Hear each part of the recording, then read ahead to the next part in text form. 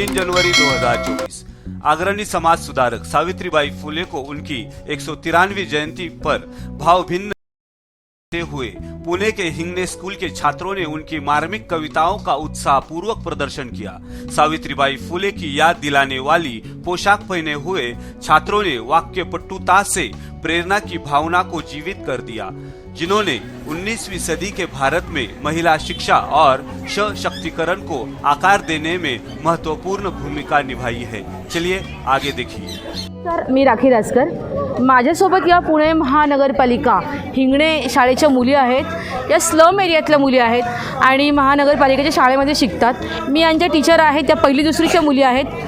या ठिकाणी सावित्रीबाई फुलेंच्या या कविता सादर करणार आहेत।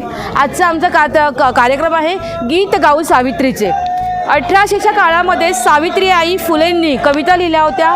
त्या कविता संग्रहाचं नाव होतं काव्य फुले आणि त्या काव्य फुले मधल्या काही निवडक कविता ह्या मुली या ठिकाणी सादर करणार आहे। आणि आजकालच्या मुलांना ही-मॅन स्पायडरमॅन माहिती आहे, पण आपले जे महामानव आहे हे माहीत नाही, ते माहिती व्हावे, त्यांचं साहित्य माहिती व्हावं, हा उद्देश डोळ्यासमोर ठेवून आम्ही या मुलींना 2 महिन्यापासून या मुली या कार्यक्रमाच्या तयारीमध्ये आहे। आणि ह्या सावित्रीबाई फुलेंची जी कविता आहे तयास मानव म्हणावे का, 1800च्या काळामध्ये शिक्षणाचं महत्त्व सावित्रीबाई फुलेंनी सांगितलेलं होतं। तर त्या ज्यांनी दगडधोंडे खाऊन आज आम्हाला मुलींना, आम्हाला महिलांना हे शिक्षणाचं द्वार मुक्त केलेलं आहे, अशा सावित्रीबाई फुलेंच्या कविता गाताना आम्हाला अतिशय आनंद होतोय आणि आम्ही खरोखर या वाड्यावर येऊन पावन झालो असं आम्हाला वाटतंय। मुली सुरू करत आहेत तयास मानव म्हणावे का।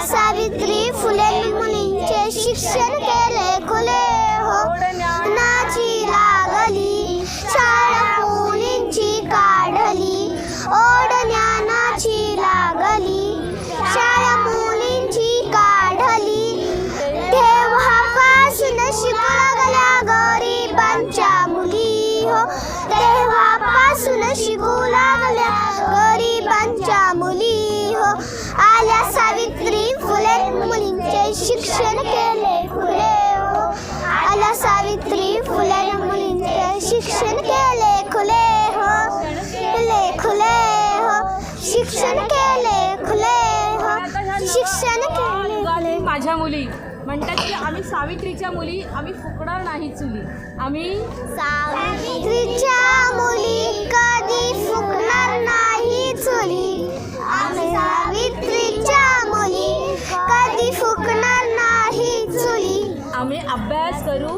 आम्ही अभ्यास करू, आम्ही नोकरी करू, आम्ही नोकरी करू, आम्ही उंच उंच भरारी घेऊ, आम्ही उंच उंच भरारी घेऊ। जय ज्योती, जय ज्योती, क्रांती ज्योती सावित्रीबाई फुलेंचा विजय असो। जय ज्योती जय क्रांती। मी राखी राजकर, महानगरपालिकेच्या शाळेमध्ये शिक्षिका आहे आणि सावित्रीबाई फुले आणि महात्मा ज्योतिराव फुले यांची वारसदार।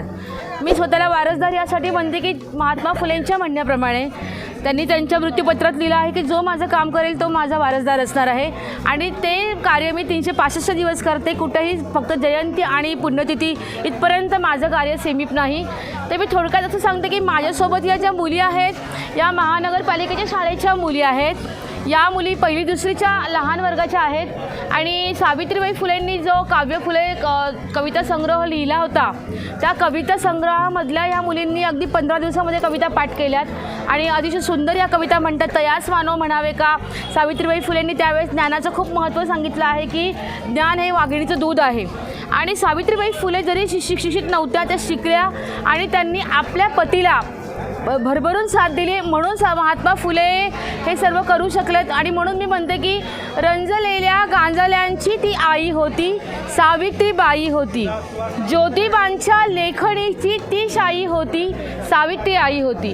जर सावित्रीबाई फुले नसतात तर महात्मा फुलेंनी हे काम इतकं जोमाने आणि इतक्या निकटपणे केलं नसतं. जर एखाद्या पुरुषाला पत्नीचं सहकार्य असेल, एखाद्या स्त्रीला पतीचं सहकार्य असेल तर माणूस केवढी मोठी क्रांती करू शकतो हे 1800च्या काळात सावित्रीबाई फुले आणि महात्मा फुलेंनी सांगितलेलं आहे आणि तोच वसा आजकालच्या सर्वांनीच पाळावा असं मला वाटतं. आजकालच्या मुलांना ही मॅन स्पायडरमॅन माहिती आहे, आपले महामानव माहिती नाही आहे आणि ते माहिती व्हावे म्हणून आम्ही वेगवेगळ्या शाळातून वेगवेगळे मुलं दरवर्षी आणत असतो आणि या समाधी स्थळावर आम्ही याला स्फूर्तीस्थान म्हणतो. हे स्फूर्तीस्थान आहे. या ठिकाणी आम्ही येऊन नमन करत असतो आणि वर्षभराची ऊर्जा आम्ही या ठिकाणून घेऊन जात असतो. मला वाटतं या ठिकाणी महिलांचं प्रमाण बऱ्यापैकी कमी वाटतं. महिला का कमी येतात मला माहिती नाही. नवरात्रामध्ये आम्ही 2-2 तास जर रांगा लावतो मग सावित्रीबाई फुलेंना नमन करायला आम्ही उशीर का येत नाही. प्रत्येक महिला ज्या पदावर आहे ती आज फक्त सावित्रीबाई फुलेंनी जे शेण माती गोळा खाल्ले आणि त्रास सहन केला म्हणून आज प्रत्येक महिला उच्च पदस्थ आहे. पण ती महिला विसरलेली आहे. जरी मी एक महिला असेल तरी मला महिलांविषयीचं अतिशय खेदजनक गोष्ट सांगायची वाटते की नवरात्रीमध्ये आम्ही 9 दिवस साड्या नेसतो, 9 ठिकाणी जातो, देवींना जातो. परंतु ही जी देवी आहे ही खरी विद्येची देवता आहे. आपण इथं येत नाही. तर मला वाटतं की 3 जानेवारीला 10 मार्चला अशा वेळी सावित्रीबाई फुले, महात्मा फुले यांना इथे येऊन नमन केलं पाहिजे आणि इथून ऊर्जा घेऊन संपूर्ण वर्षभर त्यांच्यासाठी काम केलं पाहिजे. आणि माझ्या ज्या मुली आहेत यांनी जी कविता पाठ केलेली आहे सावित्रीबाई फुलेंची कविता आहे तयास मानव म्हणावे का. मुली सादर करतील तयास मानव म्हणावे का. ज्ञान नाही विद्या नाही. स्टार्ट.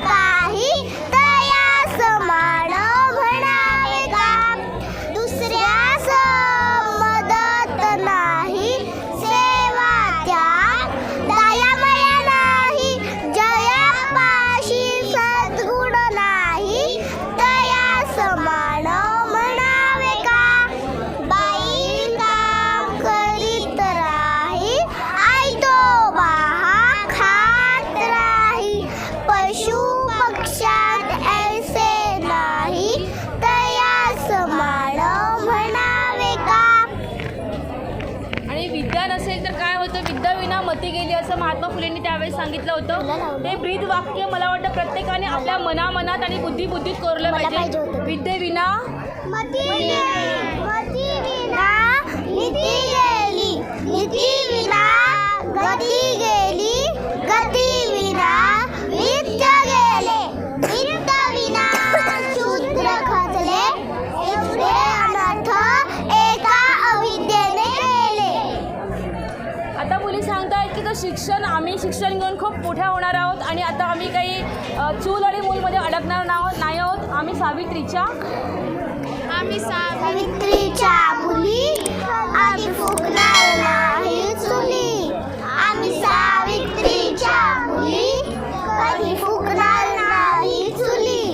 आम्ही अभ्यास करू, मोठी नोकरी करू, आम्ही उंच घराणे ज्योती जय क्रांती क्रांती ज्योती सावित्रीबाई फुलेंचा विजय असो क्रांती सूर्य महात्मा ज्योतिराव फुलेंचा